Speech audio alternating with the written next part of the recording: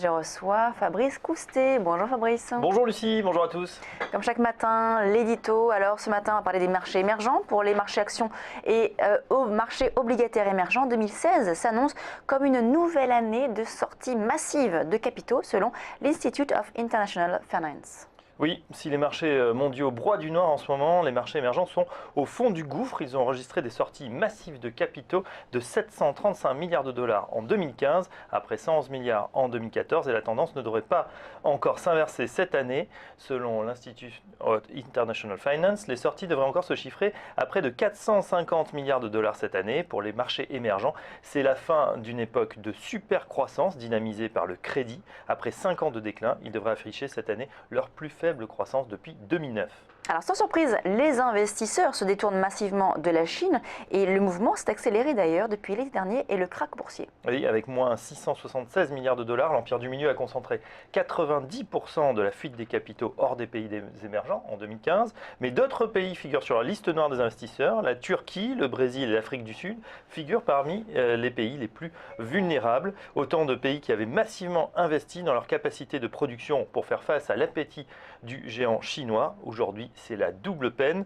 Baisse de la demande et chute des coûts des matières premières plombent leurs économies, tandis que l'endettement en devises étrangères des entreprises a explosé. Et malgré cela, le temps n'est-il pas venu de se repositionner sur les marchés émergents ? Eh bien, selon CPR-AM, le retour sur les émergents est imminent après 5 ans de souffrance, 2011-2015, dans le sillage de l'appréciation du dollar et de la crise d'excès d'offres du pétrole et des matières premières. Parmi les raisons d'espérer, les attentes de bénéfices restent supérieures et seraient à 2 chiffres, et les valorisations apparaissent historiquement attrayantes. De plus, des efforts ont été faits, notamment sur le désendettement en dollars. Aussi, on voit aujourd'hui certaines gestions qui reviennent à pas compter sur les pays émergents. Pictet Asset Management se renforce sur les actions émergentes à rebours de la tendance générale.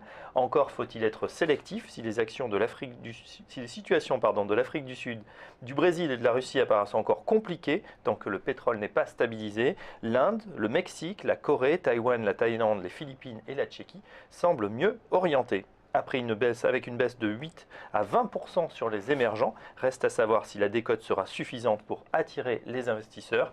On le sait, en bourse, il est toujours risqué d'essayer de rattraper un couteau qui tombe. Merci Fabrice. Je rappelle le CAC 40 qui est pratiquement à 4300 points. On est à 4295 points, plus 2,12% ce matin après une demi-heure de cotation. Et je vais vous montrer aussi le pétrole qui est toujours en baisse, en hausse, forte hausse. Voilà, également 30 $ à 4,41% sur le Brent. C'est la fin de Direct Marché. On se retrouve dès lundi 8h30 pour une nouvelle émission. Dans quelques instants, le débat de Direct Marché à 9h30 et ensuite à 10h, ce sera Direct Investisseur. Très bonne journée, à plus tard.